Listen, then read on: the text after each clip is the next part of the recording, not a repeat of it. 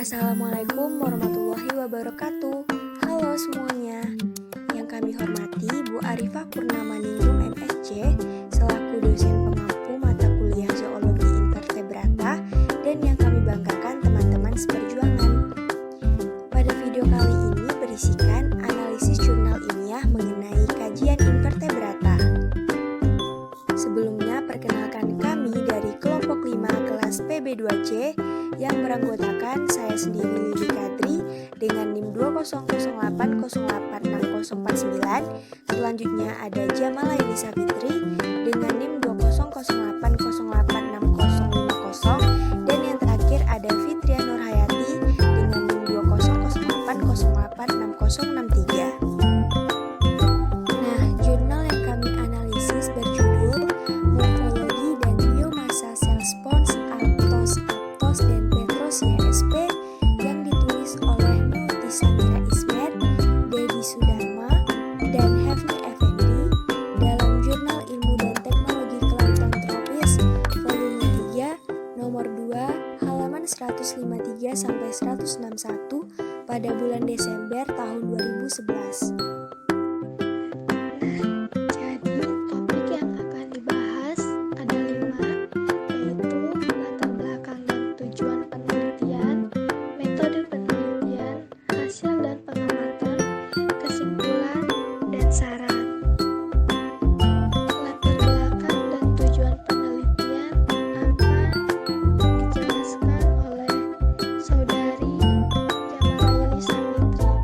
Kepadanya saya persilakan. Baik, saya akan memaparkan pada bagian latar belakang dan tujuan pada analisis jurnal Porifera ini. Pada bagian latar belakang, spons adalah hewan metazoa multiseluler yang tergolong ke dalam filum Porifera yang memiliki perbedaan struktur dengan metazoan lainnya. Nah, hal ini disebabkan karena seluruh tubuh spons terbentuk dari sistem pori, saluran, dan ruang-ruang, sehingga air dapat dengan mudah mengalir keluar dan masuk secara terus-menerus, dikutip dari Kozlov pada tahun 1990. Hewan ini atau Porifera ini mencari makan dengan cara menghisap dan menyaring air yang melalui seluruh permukaan tubuhnya secara aktif, dikutip dari Romi Mukhtaro dan Juwana pada tahun 1999. Nah, secara umum, spons ini terdiri dari beberapa jenis sel yang menyusun struktur tubuh dan biomasanya. Sel-sel tersebut memiliki fungsi yang berperan dalam organisasi tubuh spons. Dinding-dinding tubuh spons terorganisasi secara sederhana. Lapisan luar di tubuh disusun oleh sel-sel pipi yang disebut dengan pinacocytes. Pada dinding tubuh spons juga terdapat pori-pori yang berfungsi sebagai tempat masuknya air ke dalam tubuh yang dibentuk oleh porocite. Sel-sel ini dapat membuka dan menutup dengan adanya kontraksi. Selain sel-sel yang telah disebutkan di atas, spons juga bersimbiosis dengan beberapa mikroorganisme lainnya seperti bakteri dan fungi. Menurut Friedrich et al. Pada tahun 2001, Instacor and Muller pada tahun 2004, diperkirakan sekitar 40% biomasa beberapa spons disusun oleh komunitas bakteri. Nah, bakteri-bakteri tersebut merupakan simbion dalam tubuh spons. Beberapa penelitian menunjukkan bahwa simbion-simbion tersebut memiliki peranan dalam produksi senyawa bioaktif yang berfungsi dalam adaptasi ekologi spons. Spons Aptos, dan Petrosia spesies diketahui memiliki kemampuan menghasilkan senyawa bioaktif yang potensial. Sebagai hewan metazoan dengan struktur tubuh yang sederhana, morfologi dan asosiasi yang dibentuk oleh spons dengan bakteri simbion dapat mempengaruhi tipe dan aktivitas senyawa bioaktifnya, seperti halnya adaptasi spons terhadap habitatnya. Selanjutnya yakni tujuan penelitian pada analisis jurnal Porifera ini. Yang pertama yakni bertujuan untuk mempelajari morfologi dan biomasa sel aptos, aaptos, dan petrosia spesies. Yang kedua, yakni untuk dapat mengamati serta menggambarkan morfologi dan biomasa sel spons atau porifera. Yang ketiga, yakni untuk melihat mekanisme adaptasi fisiologis kedua spons tersebut terhadap lingkungan dan produksi senyawa bioaktifnya. Nah, selanjutnya untuk penjelasan metode penelitian akan dijelaskan oleh saya sendiri, Fitriah Nurhayati. Oke, di sini saya akan menjelaskan mengenai metode penelitian yang digunakan. Nah, yang pertama ada waktu dan tempat penelitian. Jadi, pengamatan dan pengambilan sampel spons dilakukan pada bulan September 2006, tepatnya di sekitar perairan terumbu karang Pulau Pari, yaitu pada bagian barat Pulau Pari, Kepulauan Seribu, DKI Jakarta. Nah, sampel spons yang diambil selanjutnya akan dianalisis di Laboratorium Mikrobiologi Pusat Penelitian Lingkungan Hidup atau PPLH di IPB, Institut Pertanian Bogor. Selanjutnya, alat dan bahan. Alat yang digunakan ada salinan filter 0,2 mikron, kemudian blender, mikroskop, hemasitometer, timbangan, preparat histologi. Nah, sedangkan bahannya formaldehid 4%, air laut, sampel spons, dan bakteri symbion. Selanjutnya, metode kerja. Yang pertama, pengambilan sampel segar dilakukan pada kedalaman 7 meter di bagian barat Pulau Pari dengan menggunakan peralatan scuba diving set. Sampel kemudian dipreparasi dengan formaldehid 4% sebelum dianalisis lebih lanjut.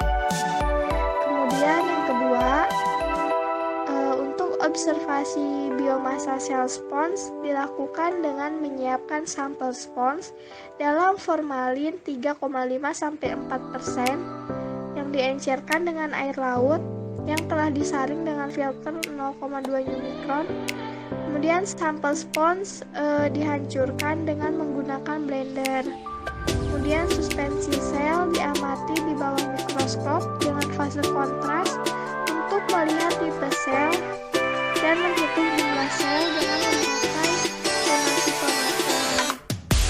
Selanjutnya, suspensi sel disentrifugasi untuk memisahkan biomasa sel spons dengan bakteri symbion, serta fraksi bakteri dengan 2 kali proses sentrifugasi. Yang pertama, sentrifugasi pertama pada 1000 rpm selama 5 menit. Tujuannya untuk mendapatkan supernatanya. Dan yang kedua, supernatanya disentrifugasi pada 4000 rpm selama 10 menit untuk mendapatkan pelet bakteri. Nah, yang terakhir, setelah itu hasil sentrifugasi ditimbang untuk mendapatkan bobot masing-masing fraksi sel. Setelah itu, pengamatan morfologi sel spons juga dilakukan dengan menggunakan preparat histologi sel spons.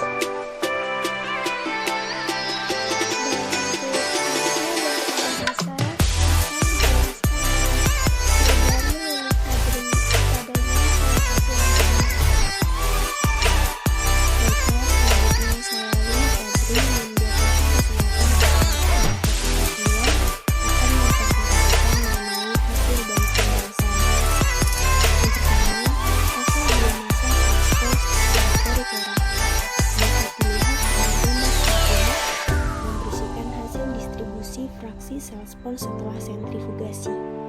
Suspensi sel disentrifugasi berfungsi untuk memisahkan biomasa sel spons dengan bakteri symbion serta fraksi bakteri dengan 2 kali proses sentrifugasi. Sentrifugasi pertama pada 1000 rpm selama 5 menit berfungsi untuk mendapatkan cukup kimia, dan kemudian sentrifugasi pada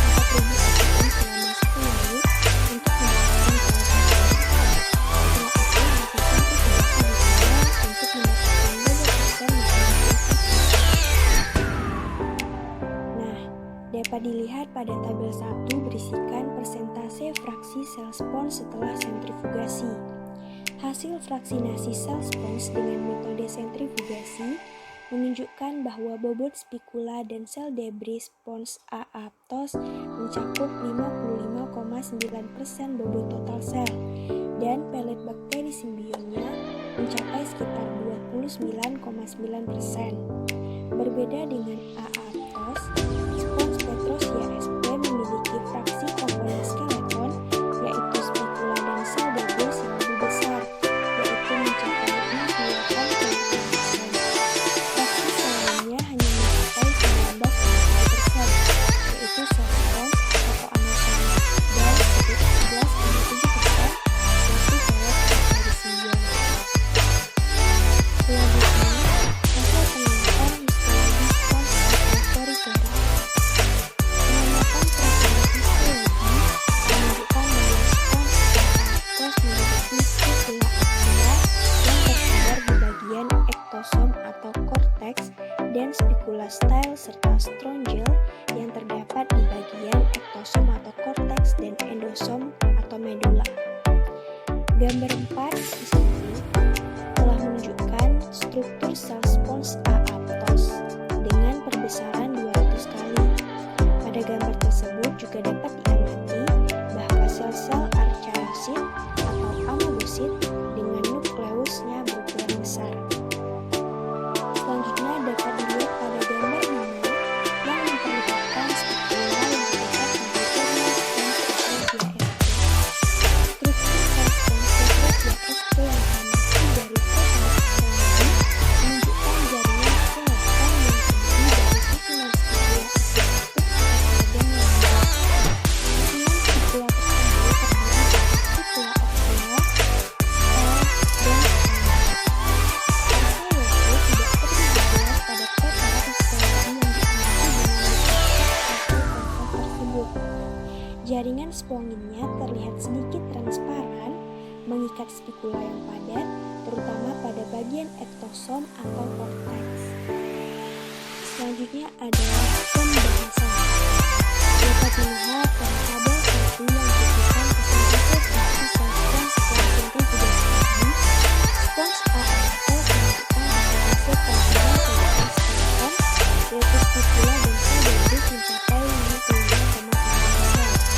Sementara sel spons, yaitu sel amosom dan pelet bakteri simbion masing-masing mencapai 14,2% dan 29,9%. Komposisi fraksi sel ini lebih dipengaruhi oleh morfologi spons A aptos yang memiliki morfologi tidak keras dengan susunan spikula oksea yang tidak terlalu padat tersebar pada bagian ektosom.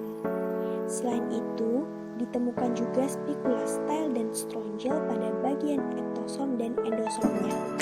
Hasil pengamatan secara histologi telah menunjukkan bahwa sel archaeosit ditemukan pada lapisan mesofil dalam jumlah yang cukup banyak. Berbeda dengan A aptos, Petrosia sp memiliki fraksi komponen skeleton, yakni spikula dan sel debris yang lebih besar, yaitu mencapai 28,5%.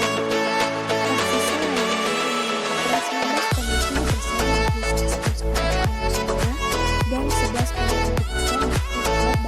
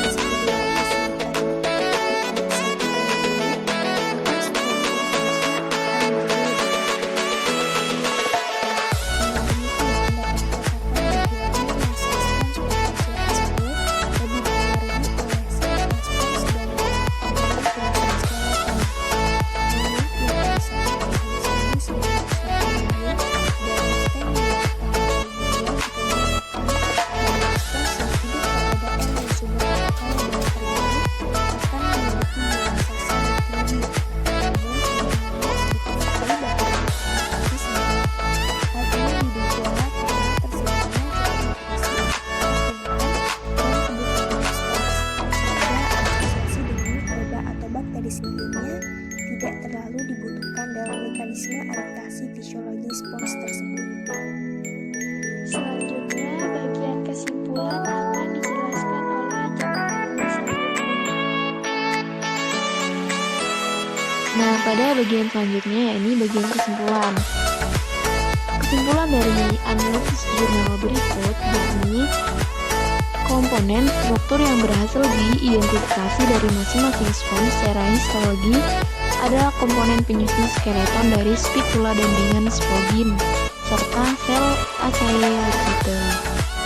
Selain itu, dilakukan pula pengukuran presentasi fraksi sel.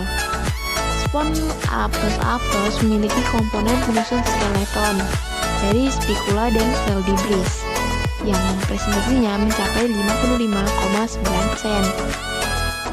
Jenis spicula yang teridentifikasi yakni ada oxea, stele, dan strongyle. Komponen lainnya yaitu ada sel spons dari choanosoma yang presentasinya mencapai 14,2% dan pelet bakteri yang presentasinya mencapai 29,9%.